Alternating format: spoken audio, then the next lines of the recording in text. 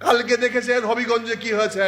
যারা এই জুলাই যুদ্ধের সেনাপতি ছিল তাদের প্রতি কি ব্যবহার করা হয়েছে, আমি নিন্দা জানাই। তারেক রহমান সাহেব, আপনার লজ্জা পাওয়া উচিত ছিল। ওরা যদি মামলা করতো কি হইতো, কি হইতো? মাননীয় বিরোধী নেতাকে অনুরোধ করব, আমরা আজকে নিন্দা জানাই জনাব তারেক রহমান প্রধানমন্ত্রীকে, যাদের কারণে আজকে আপনি মুক্ত হয়ে প্রধানমন্ত্রীর চেয়ারে বসে ঘুরে ফেরে বেড়াচ্ছেন গেঞ্জিকে দিয়ে। এই গেঞ্জির পিছনে কে?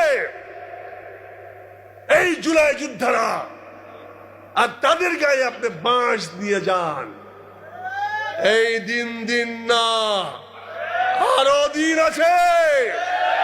এই দিনে নিয়ে যাবে, সেই দিনের কাছে সাবধান সাবধান সাবধান।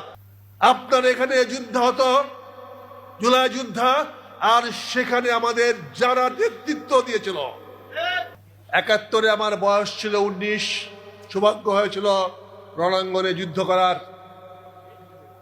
জগন্নাথ কলেজ থেকে এইচএসসি পাশ করেছিলাম ৭০ সনে, তারপরে ভর্তি হয়েছিলাম একই কলেজে, তারপরে মার্চ থেকে যুদ্ধে গিয়েছিলাম। আর ২৪শে জুলাই আমার বয়স হলো ৭৫। তখন তো আর আপনাদের সঙ্গে ওই সারিতে যোগদান করা সম্ভব ছিল না, কিন্তু আমার ৪ জন নাতি নাতনি ইউনিভার্সিটি পড়ে। আল্লাহকে শুকরিয়া, ৪ জন আপনাদের সঙ্গে সমবেত হতে পেরেছিল, তারা রাস্তায় নেমেছিল, বিশ্ববিদ্যালয়ে কাজ করেছিল, শুকরিয়া জানাই। তবে তারা দুর্ভাগা, তারা শহীদ হতে পারে নাই, আহত হতে পারে নাই। আপনারা ভাগ্যবান, আপনার দেশের জন্য, এদেশের জনগণের জন্য, মানুষের কল্যাণের জন্য, দেশকে ফ্যাসিবাদ মুক্ত করার জন্য, জনগণের অধিকার প্রতিষ্ঠা করার জন্য আপনারা কেউ চোখ দিয়ে, কেউ বুকে রক্ত দিয়ে, কেউ জীবন দিয়ে আজকে আমাদেরকে মুক্ত করেছেন। আমরা আপনাদের কাছে কৃতজ্ঞ। আমি মনে করি জাতি আজীবন আপনাদের কাছে মুগ্ধ থাকবে। আজকে যে কথা বলেছে মুগ্ধের পিতা, আমরা তখনই বলেছি যে এই যুদ্ধ যতক্ষণ তরুণরা এগিয়ে না আসবে ততক্ষণ পর্যন্ত যুদ্ধ আমরা জয়ী হতে পারবো না। আজকে আপনারা এগিয়ে আসছিলেন, আপনার সন্তানরা এগিয়ে আসছিল।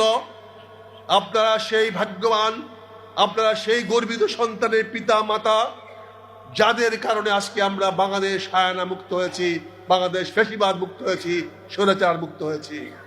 আগামী দিনেও বাংলাদেশকে যদি আমরা বৈষম্য বিরোধী করতে চাই, যদি গণতান্ত্রিক মূল্যবোধ অব্যাহত রাখতে চাই, তাহলে সব সময় আমাদের তরুণদের রক্ত প্রস্তুত রাখতে হবে।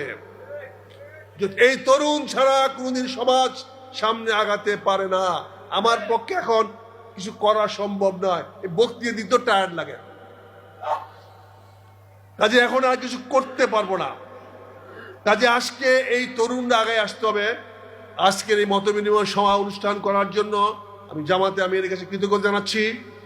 এমন করে এই ধারাটাকে অব্যাহত রাখতে হবে, এমন করে সামনে এগিয়ে যেতে হবে, এই স্পৃহা যেন বন্ধ না হয়। যুদ্ধ আমাদের ক্ষান্ত হয় নাই, সময়ের সঙ্গে রণাঙ্গনের সঙ্গে পরিবর্তন হয়।